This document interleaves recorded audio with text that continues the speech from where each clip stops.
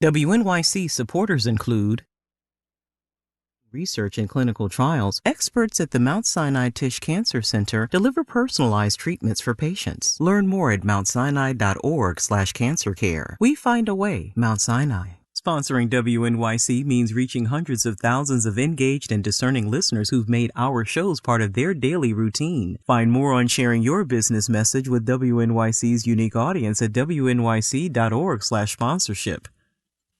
Beirut, Lebanon changed on August 4th, 2020. At 6 p.m., nearly 3,000 tons of ammonium nitrate stored at the city's port exploded. Hundreds died, hundreds of thousands were left homeless. Still, no one has been held accountable. Next time on 1A, the Beirut explosion in the past, present, and future of Lebanon. Weekdays at 3 on 93.9 FM, AM 820, or live stream it at wnyc.org. On the next All of It, the new off-Broadway musical, The Connector, explores what happens when an ambitious young journalist lands a job at a prestigious magazine and starts writing stories almost too amazing to be true. We'll speak with its composer, director, and lead actor. Plus the music of heartbreak and why listening to it hurts so good. I'm Allison Stewart. Join me for All of It, weekdays at noon on WNYC.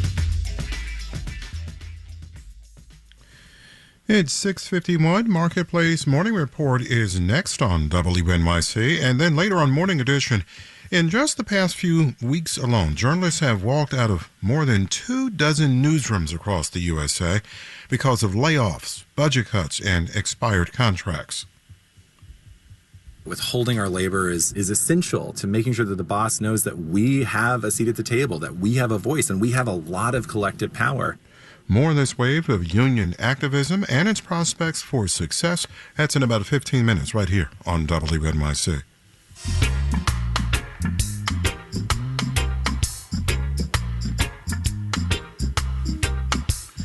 32 and mostly clear on our way to a sunny day with high temperatures in the upper 30s. It'll feel colder than that. Then tonight, clear below freezing and mid-20s in the city.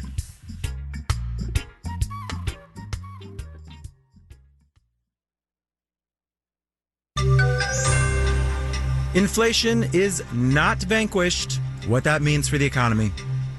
Marketplace Morning Report is supported by Fidelity. A dedicated advisor can help create a wealth plan for a full financial picture. Investment minimums apply.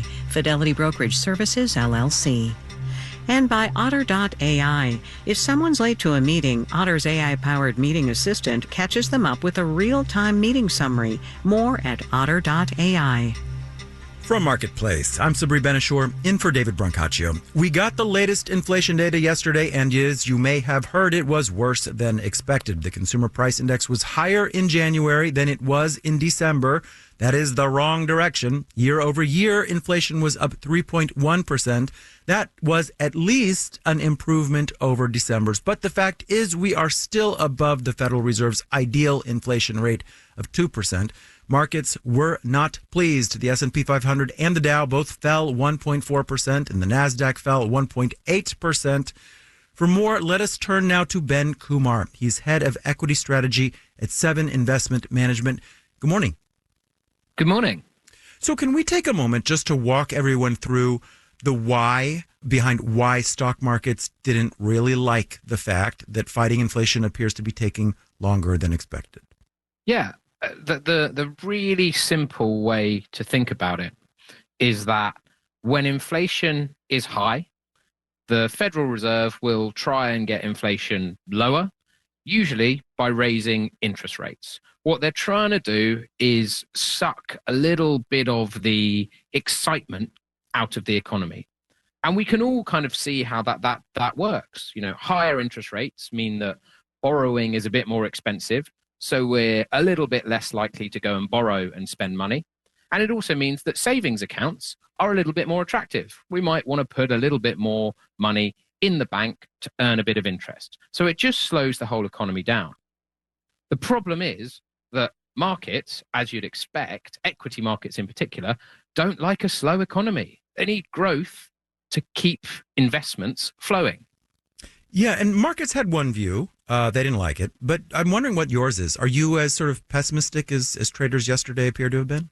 Yeah, I think that traders in particular have been a little bit too optimistic about how quickly rates are going to come down across the world, to be honest with you. The Federal Reserve, the Bank of England, the European Central Bank, all of these institutions tend not to do things in a hurry. If we go back to thinking about when rates started to rise, most of the commentary at the time was that central banks had moved too slowly. I fully expect you'll see the same thing here. Inflation will come down and central banks will wait until they are 100% certain that inflation is around the 2% target. So when everyone got very excited at the end of last year that inflation was coming down quickly and rate cuts might happen in 2024, my response and the response of my firm was, let's take it easy, guys. The central banks are not known for their speed. Bluntly, if interest rates are at the same level at the end of the year as they are today, I wouldn't be too surprised. Ben Kumar is head of equity strategy at Seven Investment Management. Ben, thank you so much. Thank you. All right, let's do the numbers. The FTSE in London is up 0.8%. Dow, S&P, and NASDAQ futures are all up in the 2 to 0.6% range, with the Dow futures up 56 points. The 10-year Treasury yield is at 4.292%. There is word this morning that Walmart is in talks to buy Vizio, the bargain television brand, for about $2 billion, according to the Wall Street Journal. And this does raise a question. Why? Why does Walmart want to get into the TV making business? Marketplace's Nova Safo is here to explain. Vizio has something that Walmart's private label brand of televisions do not. Vizio has its own operating system, which means it can place digital ads, and that means a growing piece of the ad spending pie. This year, advertisers are forecast to spend nearly $30 billion in the U.S. for placements on smart televisions, which come with a trove of user data and potentially, with Walmart, information about how ad watching leads to product buying. In 3 years, eMarketer expects connected TV ad spending in the U.S. to top $40 billion. It's a rapidly growing business, and Walmart has previously indicated it wants to get in on the action, potentially making advertising more of a profit generator than what currently drives most of Walmart's earnings, the grocery business. Walmart is scheduled to report fourth quarter and full year financial results next week. That means we're likely to know within days whether this deal is happening and how Walmart expects it to impact its bottom line. I'm Nova Safo for Marketplace. Marketplace Morning Report is supported by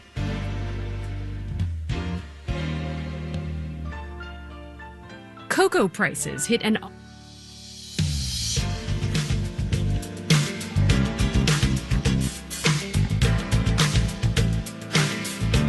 Bitwarden. The Bitwarden Password Manager enables employees to securely access logins and sensitive information all in one place.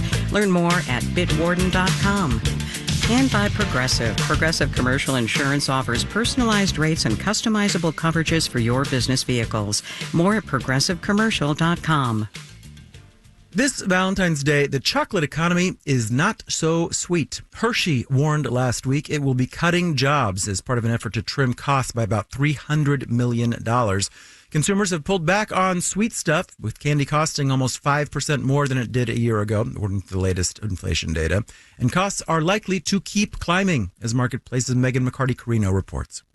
Cocoa prices hit an all-time high last week, roughly doubling in a year, says economist John Boffes at the World Bank. So that has been a huge shock. And that, of course, comes at a time that we have huge demand. Most of the world's cocoa comes from just two countries, Cote d'Ivoire and Ghana, which were hit by extreme rains, thanks to the El Nino climate pattern, says commodities analyst Judith Gaines. That caused a lot of the crop to basically fall to the ground. And with heavy rains, you also have disease. El Nino is also the culprit in spiking sugar prices. India and Thailand saw drier weather. Gaines says shortages could ease as Brazil ups exports of sugar, but cocoa prices could stay high. How many, cookie manufacturers are going to put fewer chocolate chips in their cookies? All right. In New York, I'm Sabri Benishore with the Marketplace Morning Report.